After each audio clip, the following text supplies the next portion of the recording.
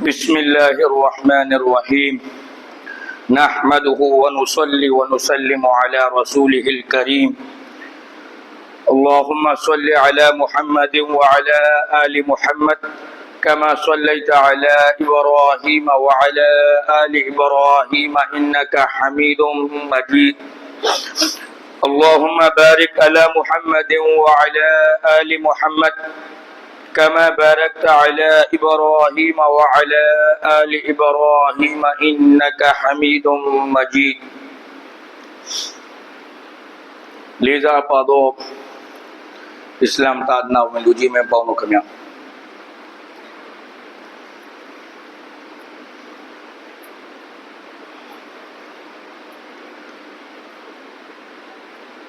اللہ उशिमे तकेंगा चनोरो लुदारी हो फांजें पीरे नौ दुनिया मा सेलो पीडी नौ लुये अटवेने मा लुदाये अटवेने मा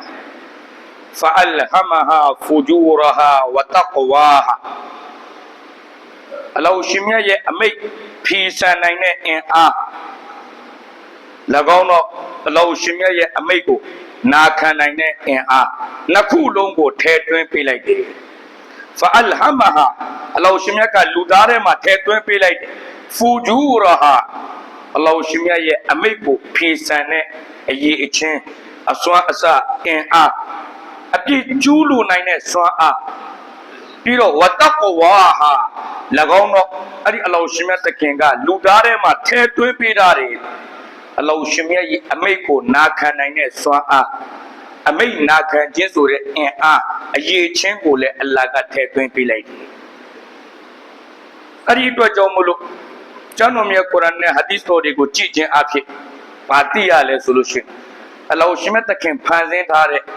मखलूक फांसेंगा तब्यो अरी फांसेंगा वो नूर ने फांसेंगे रो प्योरे अरी नूर ने फांसेंगा यारे फांसेंगा डेमा अल्लाह उश्मिया ये अमे को फीसा नाइने स्वाहा फीसा नाइने ये चे फीसा चेंजे थे वो मठे ट्वेंटा वो तुरु डेमा अमे नागा नाइने ये चे में थे रहा अमे फीसा नाइने स्वाहा मबीराव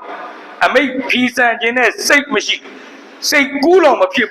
फीसा बुजुर्ग का अवै जीवे अरी नूर ने फांसें का वो चारों मियाँ कुरान में बालू क्यों ले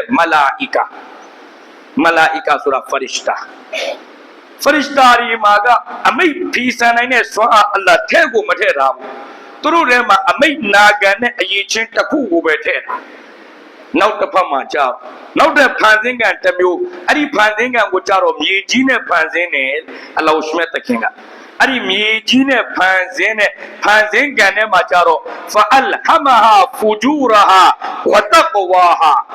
अरी फांसें का ये अथेमा अमे फीसा नहीं ने ये चेंगो अमे नाका नहीं ने ये चेंगो नकुलों को थे तुम पीलाई दे अरे तुम नकुलों लोग ने ये चेंची तकातले अमे नाका में तकातले अमे फीसा फरिश्तालू प्योरे मलाइकालू प्योरे नूर ने फांसें का यारो रोमा अमे फीसा ने तुरा मशीबू अमेरा अमे नागना बेशी ये जी ने फांसें लाई दे ये चिन नकुलों पे लाई दे लूदालू खोरे फांसें का चारो तकाते मा अल्लाह अमे नागना शिदरो तकातले मा अल्लाह अमे फीसा नाशी नकुलों शी और अल्लाह पूरो राई लुदारे मा अमे नाखा नाई ने ये चेले पेड़ा रे अमे को फीसा नाई ने ये चेले पेड़ा नकुलों को अल्लाह का पेवी बालू का ले सुरो लुदा को दी दुनिया मा संता दा फरिश्ता को फांसीना रा संता बोटवा मो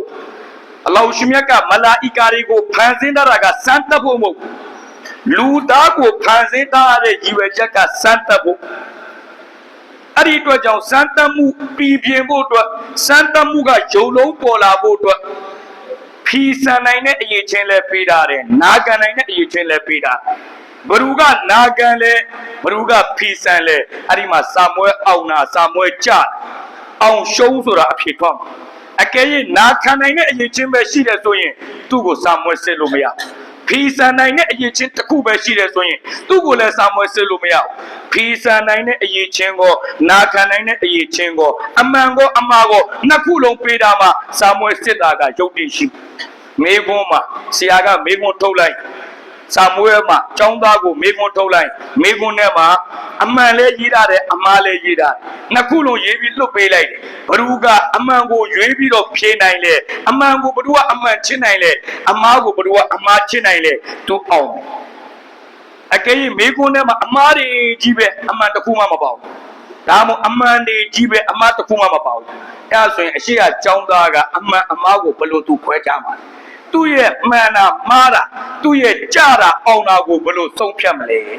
အဲ့ဒီလိုပဲဒါတာရကတစ်ခုပြတာအလ္လာဟ်ဒုနီယာမှာဆေလွတ်ပြီးကျွန်တော်တို့လူသားတွေကိုစာမှုဝဲစစ်နေတယ်စမ်းတက်နေတယ်အဲ့တော့စမ်းတက်တဲ့နေရာမှာအမိတ်နာကန်လားအမိတ်ဖီဆန်လားနှစ်ခုလုံးကိုစမ်းတက်မဲ့အတွက်ကြောင့်နှစ်ခုလုံးရဲ့အရေးချင်းကျွန်တော်တို့ထဲမှာထည့်ထားတယ်ဖအလ်ဟမဟာဖူဂျူရာဟာဝတကဝါဟာအဲ့တော့အခုအလ္လာ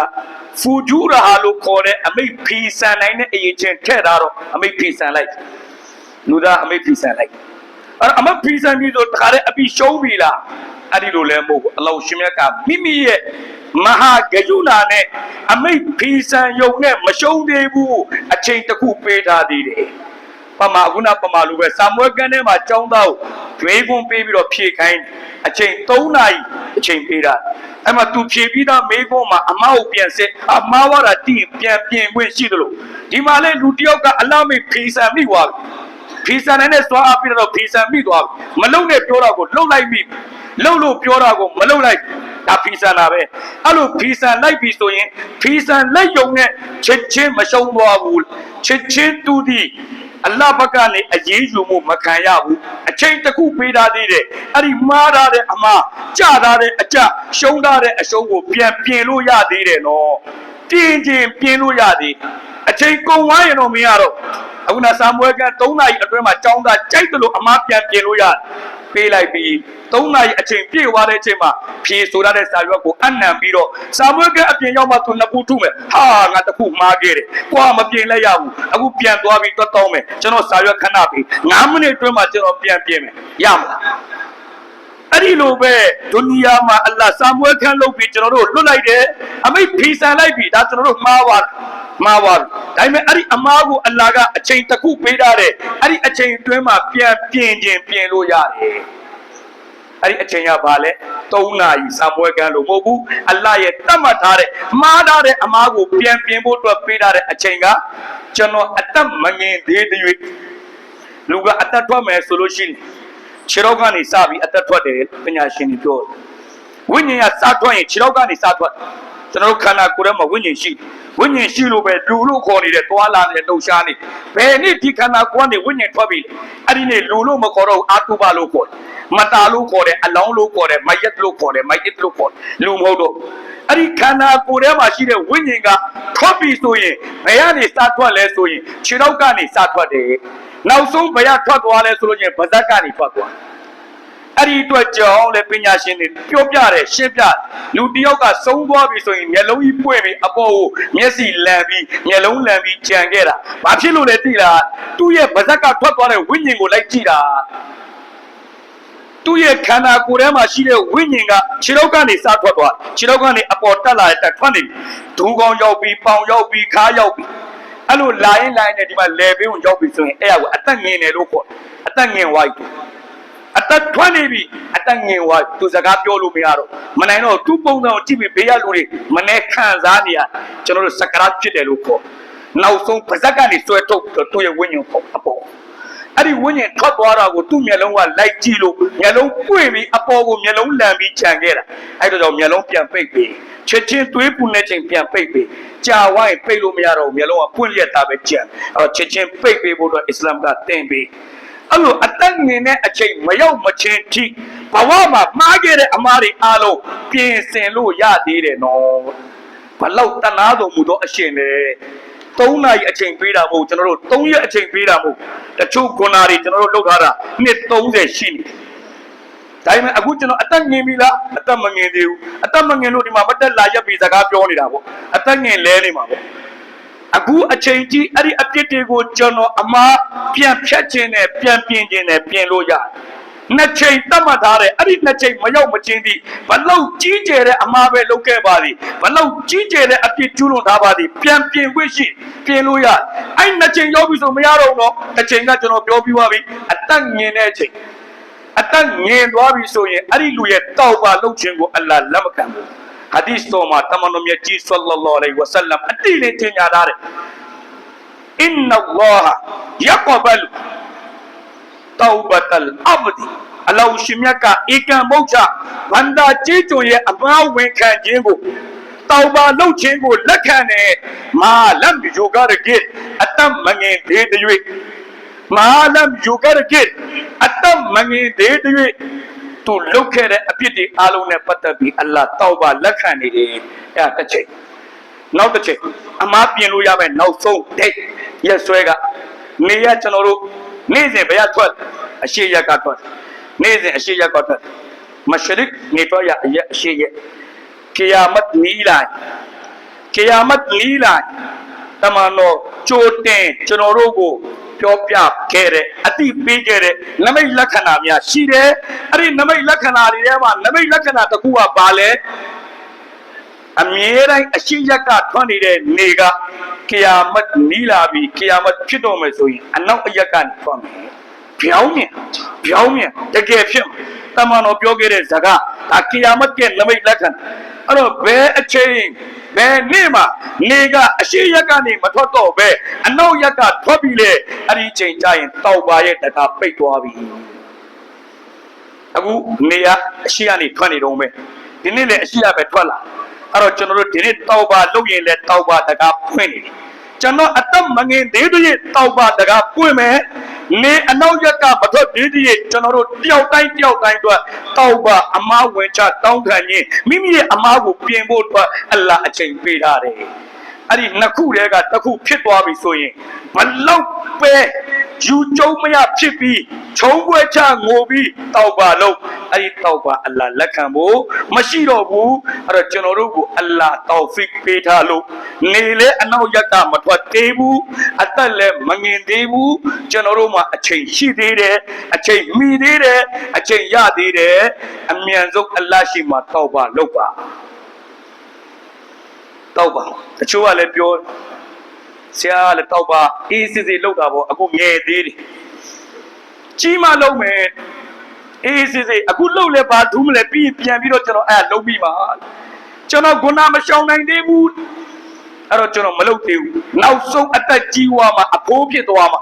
အခုမှကျွန်တော်ကအဖေတော်မဖြစ်သေးဘူးဘာလို့တောက်ပါလောက်ကအဲ့မှားတဲ့အတွေးကိုမောက်နဲ့ပတ်သက်ပြီးပါအာမခံချက်မှမရှိဘူး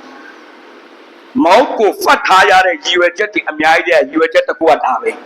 အလ္လာဟ်မောက်ကိုဖတ်ထားတယ်လေဘုရုကမှအတိမပေးတော့ကျွန်တော်ရဲ့ဘဝရဲ့ရပ်ပေါင်းဘယ်လောက်ကြံသေးလဲလပေါင်းဘယ်လောက်ကြံသေးလဲကျွန်တော်မသိဘုရုမှမသိဒါအလ္လာဟ်မောက်တည်ခြင်းတရားကိုဖတ်ထားရတဲ့ရည်ရွယ်ချက်ကပါလဲအခုမားရင်အခုအလ္လာဟ်ရှိမှတောက်ပါလုပ်လိုက်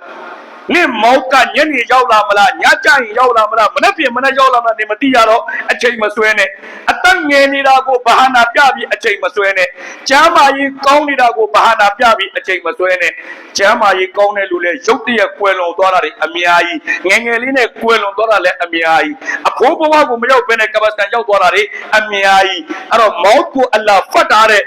ဟစ်ကမတ်အမျော်မြင်တွေကအမျော်မြင်တစ်ခုကပါလဲအကယ်၍အချိန်အတိအကျပြောထားလိုက်မင်းက65နှစ်မှကွယ်လွန်မှာ65နှစ်ပြည့်မှဘယ်နှစ်ဘယ်ရက်မှဘယ်အချိန်မှကွယ်လွန်မယ်ဆိုရင်20 30လောက်မှအပြည့်ကျူးလွန်ထားတဲ့လူကတောက်ပါလုံးမှာမဟုတ်အေးစင်းတော့အများကြီးအချိန်ကျန်သေးတယ်65မှဆိုတော့40လောက်လည်းသူမဖြုံသေးဘူး63 64လောက်ရောက်မှတောက်ပါဒီပါတွေလုပ်ပြီးအလ္လာဟ်နှစ်သက်တဲ့ပုံစံတစ်ခုလုံးပြုပြင်ပြောင်းလဲပြီးနေလိုက်အဲ့ဒီလိုလူတွေကတောက်ပါကိုနောက်ဆိုင်လိုက်မှဆိုလို့အချိန်ဆွဲလိုက်မှဆိုလို့အလ္လာဟ်ကမောက်ကိုဖတ်ထားတာအဲ့တော့ကိုယ့်ရဲ့မောက်ကအခုလာမလားနမတ်ပြီးရင်တော့ကျွန်တော်မောက်လာမလားကျွန်တော်မသိညနေအစွဲချင်းကျွန်တော်ရှိမလားမရှိမလားမသိတော့အလ္လာဟ်လိုချင်တာမှားပြီလားမှားတာပြဿနာမဟုတ်မှားတာကပြဿနာမဟုတ်ဘူးမှားတာကိုခေါင်းကျော်မာပြီးနေတာပြဿနာဘာဖြစ်လို့လဲဟာဒီသ်တော်ဘုံမှာဟာဒီသ်တော်ဘုံမှာတမန်တော်မြတ်ကြီးဆလ္လာလဟ်အလိုင်းဝါဆလမ်မိတ်တော်မူတဲ့အကယ်၍မင်းတို့တွေကငါအွမ်မတ်သားတွေမင်းတို့တွေကလုံးဝအပြစ်မလုပ်တော့ လုံးဝအလားမဖီဆန်တော့အကုန်လုံးလိမ်မာသွားမယ်အကုန်လုံးသူတော်စင်တွေဖြစ်သွားမယ်ဆိုရင်အလ္လာဟ်ကမင်းတို့အားလုံးကိုဖယ်ပြီးတော့ဒီလိုမခလုတ်တွေဒီလိုဘန္တာတွေအစ်စ်ပြန်ဖန်ဆင်းမယ်အဲ့ဒီဘန္တာတွေကဒုနီယာရောက်လာပြီးရင်အလ္လာဟ်အမိတ်လဲနာခံမယ်အလ္လာဟ်အမိတ်လဲဖီဆန်မယ်ပြီးရင်သူတို့အလ္လာဟ်ရှိမှငေါ်ပြီးတောင်းပါလုပ်မယ်ယာအလ္လာဟ်ကျွန်တော်မှားပါတယ်ယာအလ္လာဟ်ကျွန်တော်စိတ်မထိန်နိုင်လို့လုံးပြီးတာအလ္လာဟ်ကိုကြောက်ပါတယ်ယာအလ္လာဟ်နောက်တစ်ခုမလုပ်တော့ဘူးအဲ့ဒီလိုတောင်းပါလုပ်တဲ့အတန်ကိုအလ္လာဟ်ကတားကြားကျင်တာတမန်တော်ဘယ်လောက်ဒီပြောလဲတောင်းပါကိုအလ္လာဟ်ဘယ်လောက်နှစ်သက်လဲအလ္လာဟ်ရှေ့မှာကျွန်တော်မှားပါတယ်လို့ပြောတဲ့တကအလ္လာဟ်အယံနှစ်သက်လူသားကအလ္လာဟ်ရှေ့မှာဂျိုးကျိုးပြတာကိုအလ္လာဟ်အလိုချင်ဆုံးပဲလူဟာဂျိုးကျိုးနေရအလ္လာဟ်ရှေ့မှာအမြဲတမ်းအမောက်ဝင်ခံနေရဘယ်လောက်နှစ်သက်လဲနီအွမ်မတ်ငါအွမ်မတ်တမန်တော်ပြောနေတယ်ငါအွမ်မတ်ကမင်းတို့တွေအားလုံးတယောက်မှအပြစ်မလုပ်တော့ဘူးလုံးဝအပြစ်တွေမလုပ်တော့ဘူးသူတော်စင်တွေဖြစ်သွားမယ်လိမ်မာသွားမယ်ဆိုရင်အလ္လာဟ်ကအဲ့ဒီအွမ်မတ်ကိုဖယ်လိုက်မယ်အပိဒုနီယာတွေဖယ်လိုက်မယ်ထောက်လိုက်အကိုလုံးရုပ်သိမ်းလိုက်မယ်နောက်ထပ်ဘန္တာအစ်စ်တွေပြန်ဖန်ဆင်းမယ်အဲ့ဒီဘန္တာတွေထဲမှာအရေးချင်းနှစ်ခုလုံးထည့်မယ်အမိတ်ဖီဆန်တာလည်းပါရမယ်အမိတ်လာကန်တာလည်းပါရမယ်ပြီးရင်ဖီဆန်ပြီးရင်အလ္လာဟ်ကဘာလိုချင်တာလဲကျွန်တော်မှားပါတယ်ကျွန်တော်ခွင့်လွတ်ပါကျွန်တော်ကြောက်ပါပြီနောက်မလုပ်တော့ပါဘူးလို့ပြောတဲ့အတန်ကိုကြားကျင်တယ်အဲ့တော့မှအလ္လာဟ်ရဲ့စိဖတ်တစ်ခုကပေါ်လွင်မှာဂဖ္ဖာယာဂဖ္ဖာရဇူနူအပြစ်ဂုဏတွေကိုလွတ်ငြိမ်းချမ်းသာခွင့်ပေးတော်မူသောအရှင်အဲ့ဒီဂဖ္ဖာဆိုတဲ့ဂဖူးဆိုတဲ့အလ္လာဟ်ရဲ့စိဖတ်ဂုဏ်တော်ပေါ်လွင်ဖို့အတွက်လူတွေအပြစ်ကျူးလွန်မယ်ပြီးရင်ပြန်ပြီးတော့အလ္လာဟ်ရှိမှအတနာခံမယ်အမားဝင်ချတောင်းခံမယ်တောက်ပါလို့မယ်အလ္လာဟ်ခွင့်လွန်မယ်အလ္လာဟ်ရဲ့ဂဖ္ဖာရဲ့အရေးချင်းပေါ်လွင်မယ်အဲ့တောက်ပါရဲ့အတန်အလ္လာဟ်ဘလောက်ကြိုက်လဲဆိုတော့အဲ့တောက်ပါလို့တာကိုအလ္လာဟ်ဘလောက်နှစ်သက်လဲဆိုနောက်တဲ့ဟာဒီစ်တစ်ခုအဲ့ဒါကျွန်တော်တို့ဘာသင်ခန်းစာရလဲမားတာကစိတ်သက်ကြစရာမဟုတ်ဘူးမားတာကကျွန်တော်တို့အတွက်အန္တရာယ်မဟုတ်ဘူးမားပြီးတော့ပါမလုပ်ပဲနေတာကျွန်တော်တို့အတွက်အန္တရာယ်မားတာကပြဿနာမဟုတ်ဘူးမားပြီးချက်ချင်းတော့ပါလို့နောက်တဲ့ဟာဒီစ်တော်တစ်ခုမှာဘယ်လောက်ပြောလဲကုလ္လူဘနီအာဒမခတ်တောလူသားမှန်ရင်အမှားနဲ့မကင်းဘူးဟာဒီစ်ကုလ္လူဘနီအာဒမခတ်တောလူသားတိုင်းမှာအမှားရှိတယ်တေးတာကြီးတာနဲတာများတာပဲကြွာရင်ကြွာမယ်လူဒီအမှားနဲ့မကင်းဘူးအဲ့တော့မားတာပြဿနာမဟုတ်ဘူးမားတဲ့လူတွေကမှအကောင်းဆုံးမားတဲ့လူတွေဖြစ်ပါသည်ဝခိုင်ရုလ်ခတ်တောအီနတဝါဘူဝခိုင်ရုလ်ခတ်တောအီနအမှားလုပ်တဲ့လူတွေကမှအကောင်းဆုံးလူဒီအတဝါဘူအလ္လာဟ်ရှိမှတောဘာလုပ်တဲ့လူတွေဖြစ်တယ်အဲ့တော့မားတာဒီကျွန်တော်တို့အတွက်အန်တီရဲ့မဟုတ်ဘူးမှားသွားပြီမှားပြီးတောက်ပါမလုပ်ပဲခေါင်းကျိုးမာပြီးအလ္လာဟ်ဘက်ပြန်မလဲပဲနေနေတာကဒါအလ္လာဟ်ကိုစိတ်ခေါ်နေတာအလ္လာဟ်ရဲ့အဇပ်တွေကိုစိတ်ခေါ်နေတာချင်းချင်းကျွန်တော်တို့ဘာပြန်လုပ်ကြမလဲအမြင့်တကအမြန်ဆုံးတောက်ပါလုပ်ကြမယ်ဘလောက်အလ္လာဟ်တောက်ပါသဘောကျလေနှစ်သက်လဲဆိုရင်ဟာဒီစ်တော်တစ်ခုမွတ်စလင်ကျမ်းရဲ့ဟာဒီစ်မှာလူတွေနားလည်အောင်ပမာနိုင်ပြလူတွေနားလည်အောင်ပမာနိုင်ပြအလ္လာဟ်တောက်ပါလုပ်တာဘန္တာတယောက်ကမှားပြီးတောက်ပါလုပ်ရင်ဘလောက်ပျော်ရွှင်လဲအလ္လာဟ်ကျင့်နဲ့လဲဆိုလူတယောက်ကမိမိရဲ့စားစရာတွေတောက်စရာတွေဝတ်စရာလိုအပ်ချက်ပစ္စည်းတွေအားလုံးကိုကလအုပ်တကောင်ပေါ်မှာထင်ပြီးတော့အဲ့ဒီကလအုပ်ကိုစီးပြီးခရီးသွားရင်နဲ့တိုးတဲ့တခုရောက်သွားတော့ခဏနားမယ်ခရီးတစ်ထောက်နားမယ်ဆိုပြီးအဲ့ဒီကလအုပ်ပေါ်ကနေဆင်းလိုက်တယ်ဆင်းပြီးတော့အပင်တပင်အောက်မှာခဏလဲလိုက်တယ်ခဏနားယူမယ်ဆိုပြီးအိပ်ပျော်သွားတယ်ဝိကြရာအိပ်ပျော်သွားရုတ်တရက်အေးရေးနိုးပြန်အေးရေးဝပြီးတရင်တို့ပြန်ထလာတော့ကြည့်တော့သူ့ကလအုပ်မရှိတော့ကလအုပ်ကပျောက်သွားသူ့ကလအုပ်ကိုသူအခုနအရှင်းမှာထားပြီးတော့အိပ်သွားတယ်အဲ့ဒီကလအုပ်ပေါ်မှာသူ့အစားစာအဲ့ဒီကလအုပ်ပေါ်မှာသူတောက်ဖို့ရေအဲ့ဒီကလအုပ်မှာသူ့ရဲ့လိုအပ်ချက်အားလုံးစေတောက်ကမှလို့ဆိုစေးလဲပါတယ်အဝိစာအကုန်ပါသူ့ရဲ့လိုအပ်ချက်အားလုံးကလအုပ်ပေါ်မှာတင်ထားတဲ့အဲ့ဒီကလအုပ်ပျောက်သွားဟာစိတ်ပူပြီးတော်ကြောက်လန့်ပြီးတုန်လှုပ်ပြီးလိုက်ကြတော်ကြီးတယ်သူကလအုပ်ကိုသူပြန်လိုက်ကြတယ်လုံးဝမတွေ့အစအနာမှရှာလို့မရဘူးဖိုက်လေစားလာပြီ နားရတာကြာပြီအိတ်လဲအိတ်ထားတယ်ဥအေးရွာပြီးထားတယ်လိုက်ရှာပိုက်လဲတော်တော်စားနေပြီရေလဲတော်တော်ငတ်နေပြီသူ့ရဲ့စားမဲ့အစားသားလဲကလအုပ်ပေါ်မှာတောက်မဲ့ကြီးလဲကလအုပ်ပေါ်မှာရှာရင်ပိုက်စားတာကတခုရေငတ်တာကတကြောင်ရှာရင်မောတာကတကြောင်နောက်ဆုံးသူမျောလင်းချက်ကင်းမဲ့သွားတယ်ဘလို့မျောလင်းချက်ကင်းမဲ့သွားတယ်ဆိုငါတော့တေးပါပြီကွာငါရဲ့ချန်နာသားတော့ဒီတော်ထဲမှာပဲဖြစ်မယ်ငါလွတ်ဖို့လမ်းမမြင်တော့ဘူးဒီကလုံးမရသူရှိခကြီးဆက်လို့လည်းမရဘူးအစာစားဖို့လည်းမရှိဘူးတောက်ဖို့လည်းမရှိဘူးနှက်ပြီးသူတေဖို့ရှိတယ်နောက်ဆုံးသူစိတ်သက်ကြပြီးတော့တေတော့မှာပဲဘာမှမထူးပါဘူးဆိုတော့ဟိုသွားဒီတော့ရှောက်သွားပြီးတော့ပြုတ်ကြပြီးတေရင်မကောင်းပါဘူးကိုမန်ကိုအေးစေးအခုနအပင်အောက်မှာသွားအိပ်ပြီးတေတာလဲသူမန်တို့တေလှပလေးတေချင်တာပေါ့နော်သွားနေနဲ့ပြုတ်ပြက်ကြပြီးတော့ဖယိုဖရဲရုပ်ပြက်ဆင်းပြက်မတေချင်တော့မထူးတော့ဘူးမောက်ကိုသွားဆောင်မယ်ဆိုပြီးအခုနအပင်အောက်မှာလာအိပ်လဲပြီးတော့လာအိပ်ညှို့လင်းချက်ကင်းမဲ့ဟောသူ့မှာရှင်တန်ဖို့အတွက်ဘဝရှင်ဖို့အတွက်ဘာညှို့လင်းချက်မှမရှိတော့အလောက်စိတ်တက်ကြပြီးအလောက်စိတ်ညစ်သွားပြီတေသူစင်းသူထဲပြီးအိတ်လိုက်အဲ့မှာတစ်ချက်ပင်မပြီးမျက်လုံးပိတ်သွားအရင်ပင်မတော့ဓာတ်လျှောက်ပြီးရှာရတာများတော့မျက်လုံးပိတ်ပြီးတစ်ချက်ပြန်ဖင်းတော့အလဘက်ကနေအခုနသူယူလာတဲ့ကလအုပ်ဘာတော့မှလိုက်ရှာလို့မရတော့ဘူးထင်တဲ့ကလအုပ်ကအစင်နဲ့သူ့ရဲ့အရှိမလာပြန်ရက်အဲ့ဒီချိန်အဲ့ဒီဘန္တာမျက်လုံးပွင့်သွားတဲ့ချိန်ဘလောက်ပျော်လဲသိလားစဉ်းစားကြည့်လိုက်တေပြီးတော့ထင်ထားတဲ့လူအခုသူကလအုပ်ကသူ့အရှိမအစာရေးသားတွေအကုန်ပါပြီးသူတင်ထားတဲ့ပစ္စည်းတွေအားလုံးပါပြီးတွေ့လိုက်တာသူဘလောက်ပျော်သွားလဲဆိုရင်လူကအရန်ပျော်ရင်လဲစကားမှားတတ်တယ်အရန်စိတ်ညစ်ရင်လဲစကားမှားတတ်တယ်ပုံတော်တိတ်အလုံးမလုံးတော့အရန်ပျော်ပြီးတော့သူ့ပါဇက်ကနေအလ္လာဟ်ကိုကျေးဇူးတင်တဲ့စကားပြောလိုက်ဘာပြောလိုက်လဲဆိုရင်အလ္လာဟူမာအန်တာအဘဒီအလ္လာဟူမာအန်တာအဘဒီဝါအနာရဘ်ဘူကာအဲ့စကားကဒီတိုင်းအတိအာယုံကောင်းနေတဲ့အချိန်အဲ့ဒီအတိတ်ပဲကိုစဉ်းစားပြီးယုံကြည်ပြီးပြောရင်အီမန်ပါပြတ်တယ်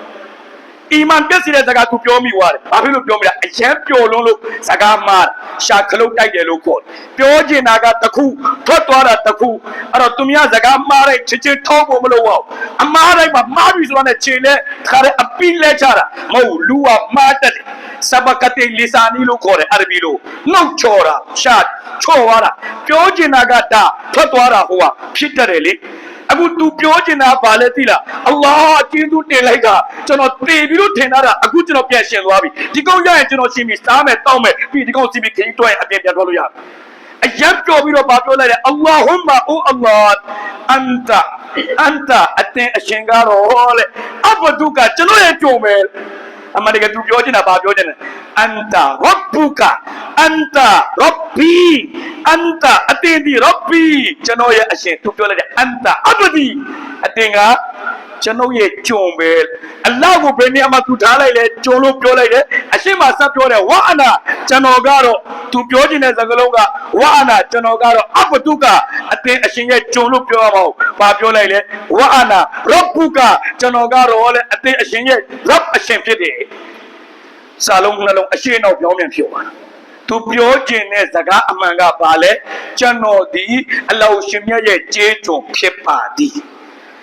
အတင်ဒီကျွန်တော်ရဲ့အရှင်သခင်ဖြစ်ပါသည်အမှန်အလ္လာဟ်ကိုကျေးဇူးတင်လို့ပြောတာကျွန်တော်ကကျေးကျွန်အလ္လာဟ်ကရဘ်ကျွန်တော်ရဲ့အရှင်အရာအပျော်လုံးပြီးစကားတွေရှင်တော်ဖြစ်သွားတော့ဘယ်လိုအဓိပ္ပာယ်ထွက်သွားလဲအိုးအရှင်အတင်ကတော့ကျွန်တော်ရဲ့ကျေးကျွန်ကျွန်တော်ရဲ့အရှင်လို့ပြောရမယ့်နေရာမှာဘာထွက်သွားလဲကျွန်တော်ရဲ့ကျေးကျွန်ပြီးတော့ကျွန်တော်ကတော့အတိရဲ့ကျေးကျွန်လို့ပြောရမယ့်နေရာမှာဘာထွက်သွားလဲကျွန်တော်ဒီအတိရဲ့သက်အရှင်လို့ဖြစ်တယ်အဲ့ဒီရောက်ပြောပြီးတမန်တော်ကပြုံးတယ်တဲ့ဒီလူဘလောက်ပျော်လဲတွေ့လာတဲ့စကားပါမှားသွားပြီတဲ့အဲ့ဒီလူပျော်တာထက်အစပေါင်းများစွာအလောရှင်မြတ်ကပို့ပြီးတော့ပျော်တယ်ပို့ပြီးတော့ကျဉ်တ်တယ်ဘယ်ချိန်လဲဘန္တာတယောက်ကခုနလုတ်ပြီးယာအလ္လာဟ်ကျွန်တော်မှားပါတယ်လို့ပြောရင်အခုနာတေးပြီးလို့ကိုတွတ်ထားတဲ့လူကမိမိရဲ့ကလအုပ်ကိုပြန်ရရင်ဘလောက်ပျော်လဲပျော်လို့စကားပါပြောင်းပြန်ပြောလိုက်တယ်အဲ့ဒီလူပျော်တာပါလဲကွာအဲ့ဒီလူပျော်တာထက်အလောရှင်မြတ်ကပို့ပြီးတော့ပျော်ရွှင်တယ်ပို့ပြီးတော့ကျဉ်တ်တယ်ပို့ပြီးတော့နှစ်သက်တယ်ဘယ်ချိန်နှစ်သက်လဲဒီပါသက်ထုတ်တဲ့ချိန်မဟုတ်ဘူးစကြည်တာချတဲ့ချိန်မဟုတ်ဘူးခုနလှုပ်ထားတဲ့ဘန္တာတယောက်က ခုနလောက်ထားတဲ့အပြစ်ကျူးလွန်ထားတဲ့ဘန္တာတယောက်ကအလ္လာဟ်အရှိမတကယ်ပဲနှလုံးသားတွေကနေကြေကွဲပြီးခံစားပြီးယာအလ္လာဟ်ကျွန်တော်မှားသွားပါတယ်ယာအလ္လာဟ်ကျွန်တော်မှားသွားပါတယ်ယာအလ္လာဟ်အဲ့ဒီအတန်ကိုကြားရင်အခုနလူပြောတာထက်အလ္လာဟ်ကပို့ပြီးပြောတယ်အလ္လာဟ်တောဘာရဲ့အတန်ဘယ်လောက်ကြားခြင်းလဲဒါပေမဲ့ဒီနေ့ကျွန်တော်တို့မွတ်စလမန်တွေမလို့ဆိုအလုပ်ကိုပြပါဆိုရင်တောပါခုနကတော့လာမလားအပြိုင်ဆိုင်လုပ်ပြီးသားပဲဟုတ်တယ်နော်ခုနကသူနဲ့နဲ့လို့ကိုပုံလို့မယ်ဆိုတာကြီးပဲခေါ်ပုံလောက်ကမဲ့ခုနတွေတော့လူပုံလဲမှာပေါ့ပေါ့ထင်းတဲ့ဘရူးမှာဂယုမဆိုင်ဘူး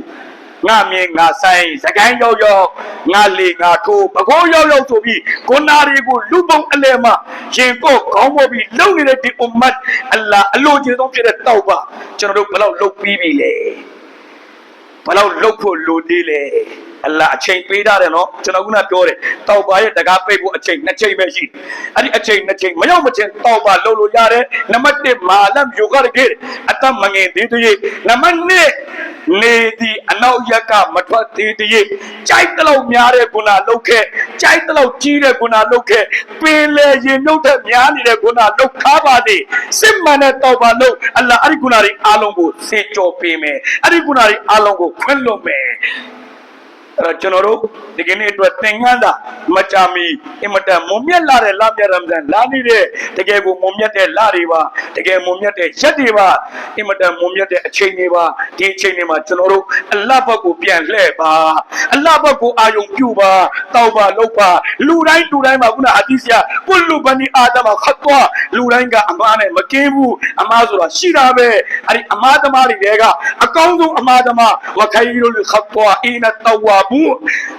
မာလုံးတဲ့လူတွေမှာအကောင်းဆုံးအမားသမားကဘယ်လိုလဲမားတာကိုထပ်ပြီးခေါင်းကျိုးမာပြီးမနေဘူးမားတာနဲ့ချစ်ချင်းအလ္လာဟ်ရှင်မှာလက်ဖြတ်နဲ့ယာလာကျွန်တော်မားပါ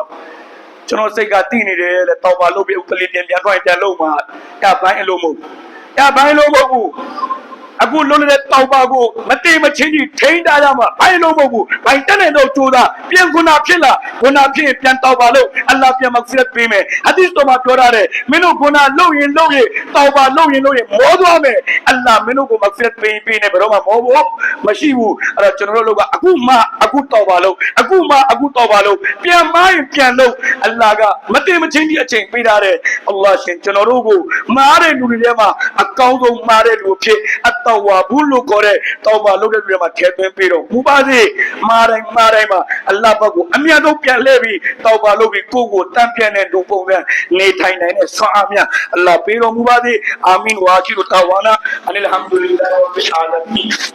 ကျွန်တော်ဒီပြည်မှာပြေးလာတယ်မတ်တပ်ကြီးနဲ့တောင်းရင်ကျန်တာသူပြေးရခဏရှိပါတယ်ဒီလာရဲ့ဆန္ဒလေးမှာပြေးပါမှာဖြစ်ပါတယ်စီကာတိုင်းနဲ့ပြေးပါမှာဖြစ်ပါတယ်ဒီကိုကြောင့်မွတ်စလင်များအားလုံးကိုဘိစိများအားလုံးကိုကြားပါရတဲ့ဆက်ဆံမှာပါဝင်ပြီး